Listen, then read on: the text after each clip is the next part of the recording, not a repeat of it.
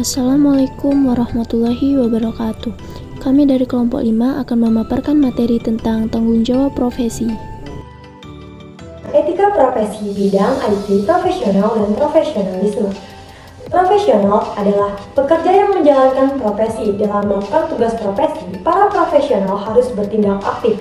Artinya, bebas dari rasa malu, sentimen, benci, sikap malas, dan enggan bertindak. Sifat-sifat pelaku profesi. Yang pertama, menguasai ilmu secara mendalam dalam bidangnya. Yang kedua, mampu mengkonversi ilmu menjadi keterampilan. Yang ketiga, selalu menjunjung tinggi etika dan integritas profesi. Selanjutnya, profesionalisme adalah menunjukkan ide aliran isme yang bertujuan mengembangkan profesi agar profesi yang dilakukan oleh profesional dengan mengacu kepada norma-norma standar dan kode etik serta memberikan layanan terbaik kepada klien. Selanjutnya, sikap seorang profesi, komitmen tinggi, tanggung jawab, serta penguasaan materi. Tanggung jawab profesi berarti tanggung jawab dari pemberi jasa atau pengembang profesi tertentu atas jasa yang diberikannya. Tanggung jawab profesi terdiri dari dua macam. A. Tanggung jawab profesi berdasarkan kode etik organisasi profesi yang bersangkutan atau sering disebut dengan intern. B. Tanggung jawab profesi berdasarkan hukum positif atau ekstern. Beberapa contoh pelanggaran tanggung jawab profesi antara lain: 1. Membocorkan informasi rahasia pelanggan atau perusahaan yang seharusnya tidak diketahui oleh orang lain. Yang kedua, menggunakan informasi yang diperoleh dari pelanggan atau perusahaan untuk kepentingan pribadi atau kepentingan lain yang merugikan pelanggan atau perusahaan.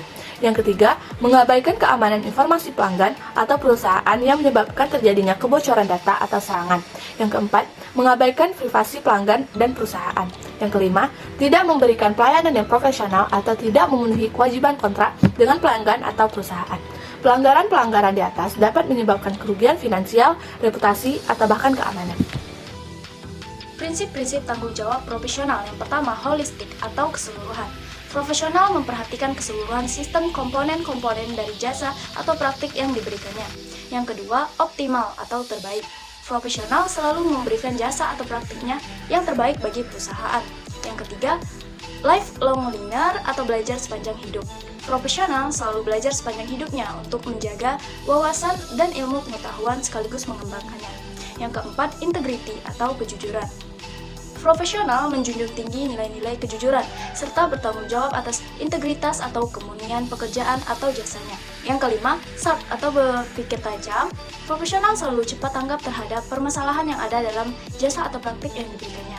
Yang keenam, teamwork atau kerjasama. Profesional mampu bekerjasama dengan profesional lainnya untuk mencapai suatu objektivitas. Yang ketujuh, innovation atau inovasi. Profesional selalu berpikir ataupun belajar untuk mengembangkan kreativitasnya agar dapat mengembangkan ide-ide baru. Yang kedelapan, communication atau komunikasi. Profesional mampu berkomunikasi dengan baik dan benar.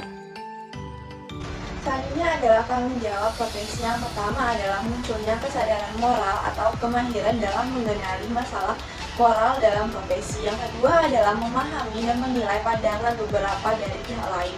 Yang ketiga adalah komprehensi moral dengan membentuk sudut pandang konsisten yang berdasarkan fakta. Nah, yang keempat adalah mengungkapkan dan mendukung pandangan seseorang kepada orang lain secara profesional.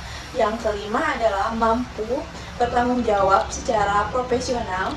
Nah, yang keenam adalah menghormati orang lain dengan menunjukkan kepedulian terhadap kesejahteraan orang lain.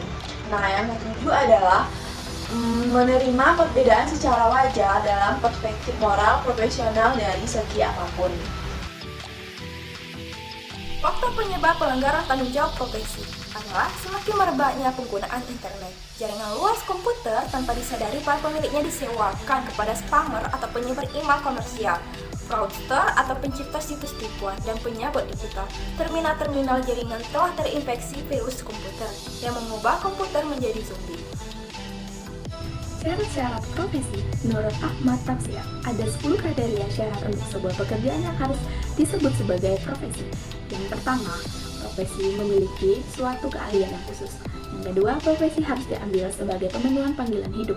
Yang ketiga, profesi memiliki teori-teori yang bagus serta universal. Yang keempat, profesi adalah diperuntukkan bagi masyarakat. Yang kelima, profesi harus dilengkapi dengan kecakapan diagnostik dan kompetensi aplikatif.